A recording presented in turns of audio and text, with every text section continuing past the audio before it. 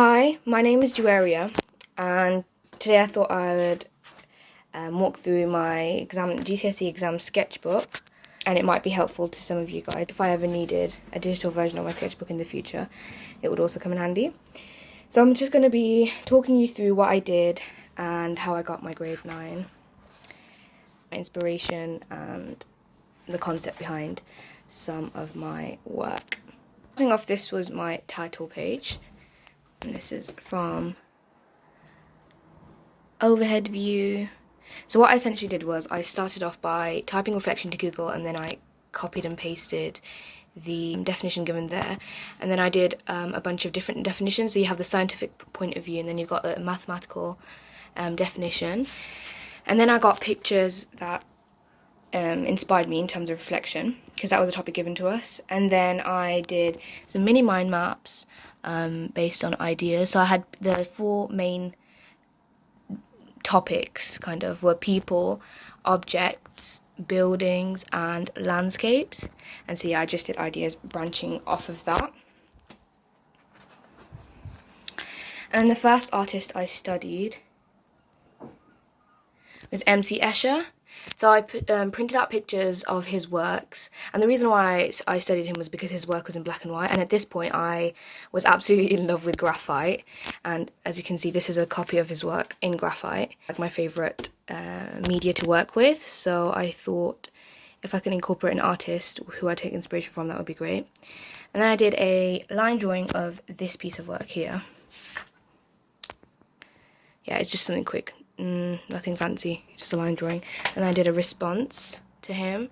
So I took a picture in a Christmas bauble, and that kind of counted as responding to his work. I did quite a bit of annotation. I think I kind of overdid it, but to be honest, I'd rather overdo it than underdo it, because examiners like this kind of stuff. I definitely wouldn't recommend doing this much though, but if you write as much as you can. We then went to this women power protest exhibition, and I decided to choose the artist Barbara Walker, whose works were being displayed there because of her content. Obviously everything was about women, but I just liked her work the best. And then I did line drawing again of a piece of her work.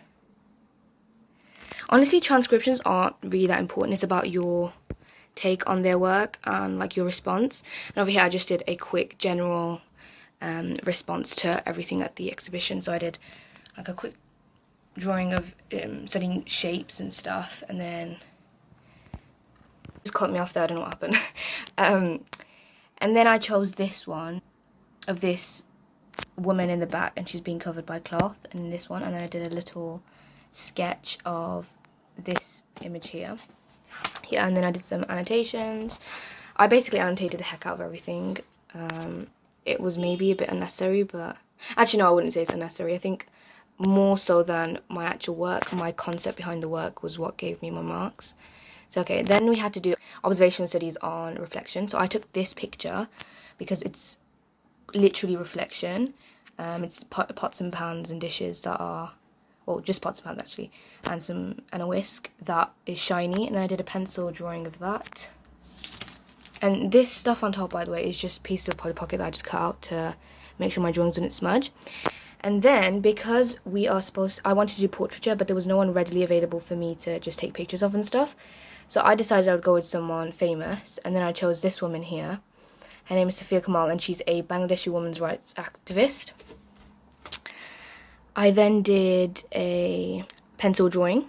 Again, we can all see how much I love pencil, of graphite, of this image right here.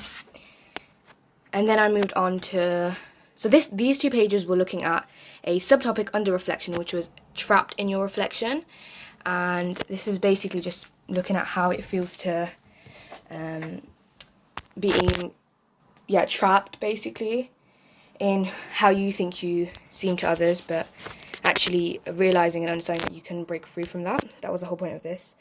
And this is a picture I found on the internet. I thought it was pretty cool. This one here. But I couldn't find an artist who did it, so I just had to say that it was unknown, which I wouldn't recommend. But yeah, it was fine because I had my previous artist, so I already had 2 artists before, so it was fine. This is a drawing with charcoal. I didn't really like it that much. I mean, it's not that bad, but yeah, I could have done better. And then I did some... I don't think I included the picture. It was supposed to go here, but I think I forgot to print it out and put it here. This is a drawing of my sister, so I essentially did a distorted image of her. So I asked her to like scrunch her face up using her hands, and then I edited it and put it in black and white, and then did it again in pencil. And that was, you know, part of the trapped in your reflection idea. And then we moved on to final piece planning. So at this point, I kind of knew what I was doing, because I knew that I was going to include the pots and pan and obviously the woman. But you have to show that there's a journey and like you're investigating, blah, blah, blah. You need to do all of that to get good marks. So then I decided to go and experiment with the placement of where her face would go. So first I said these two are the main options. So at the bottom, or having two, so just one and having two. And then obviously I did my annotations. Maybe reading some of it might help. And then I did the artists who inspired this work. Directly linking it helps make your work seem more connected. And then I did a digital version of this, so in colour, so I could get more of a feel for how it would look. And then I did a line drawing. And then I decided to do media experiments for portraiture, because obviously I wasn't sure what media I was going to be doing Kamal's face in. So then here I did watercolour and then pencil on top, then I commented on it. And then I did pen first, and then I did a watercolour wash on top. And again, here's a picture for reference, so this is the picture that I was drawing from. And then I did my comments. And then here, this is a bit of a mess, but I absolutely hated working in acrylic, like at this time. Now, acrylic's my favourite. I absolutely hated working with acrylic, and so I did all of this, and this wasn't there. It was just like a whole face of something that looked like this, and it was disgusting. And I wanted to rip it out and just leave it, but my teacher said, why don't you just do a small section and do it in detail so that you can see that you have the skill, but you don't need to do the whole face because that would take too long too. So then I did that. I still didn't really like how it turned out, but obviously this little section is a lot better than the rest of the face. So I did the annotations, and then I moved on to doing pencil colour. Again, I didn't really like how this turned out, to be honest. And in my annotations, I said I liked my favourite part of this, I think, is the nose. And I'm just looking at the nose now, and it's as equally as bad as the rest of it, so I don't really know what I was talking about. I'd probably say this is the best part. Just this line here. But yeah, this was 2 years ago, so. Then I decided to work on background experiments. So actually, if I'm being honest, I wasn't planning on using any of these. But again, like I said, you have to show that you did experimentation, investigation, blah, blah, and then selection is the most important part. So then I experimented using newspaper in the back of the background, in the back, and then a watercolour to splash on top. And then this one's interesting. I put different coloured acrylic. I dabbed it onto bubble wrap and I pressed it down.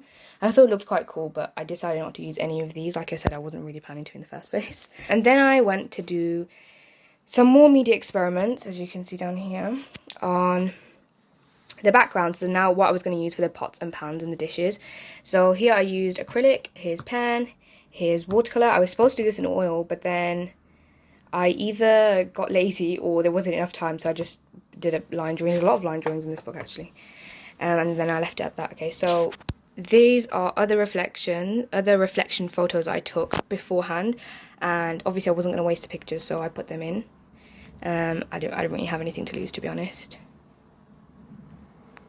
These are Christmas baubles. This is a setup, so like a lot of reflective items. So Christmas baubles, there's a pocket mirror there, and then there's a shiny bottles.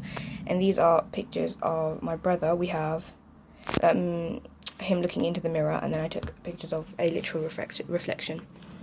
Then I did some further experiments. So here I think so I did a mini version of a watercolour pots and pans, because this is what I wanted to do my final piece in. I started really liking watercolour by the end of my GCSE, and this was what I did the pots and pans in at the end. But obviously this is small scale. This is really, really small, maybe like A5, I think. Yeah, this is about A5, maybe a tiny bit smaller. And then I have my notes on the side. And then I did the same thing that I did here, but I added a splash of colour. My idea behind this was, if it looked nice and stuff, then I'd put Kamal's face on top of the colour to show her like breaking through the gender stereotypes and that kind of thing, because she was a women's rights activist, and that was the whole point of this project. But then I decided I didn't really like it that much, and I left that. And then this is quite an important part. I sent initially I started off with just this picture, but actually what you need to show is that you took a bunch of pictures and you selected the best one, because that will give you the best marks. Being selective is quite important. So then I went ahead and I took a bunch of other pictures of dishes. I didn't like any of them, so then I just decided to stick to the original one because that was the best one. And then I did some digital manipulation. I added filters and stuff, nothing too interesting.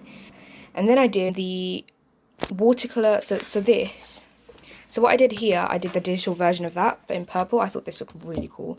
And I was going to use it, as we can see here.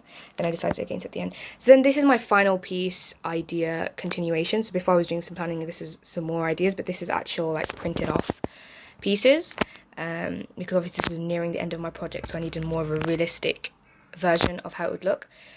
So here is, this one was, Sophia Kamal's face was really big. This one was her faces to the side.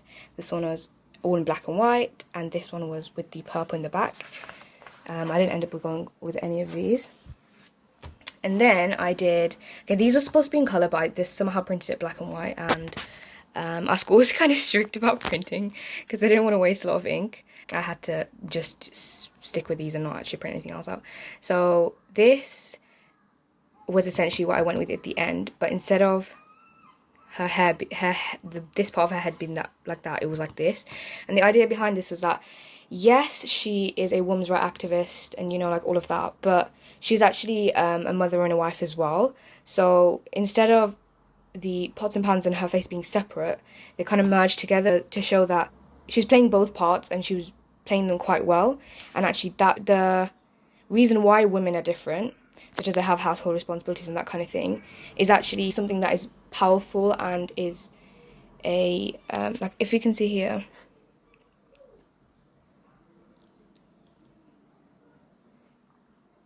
if you can read that, yeah,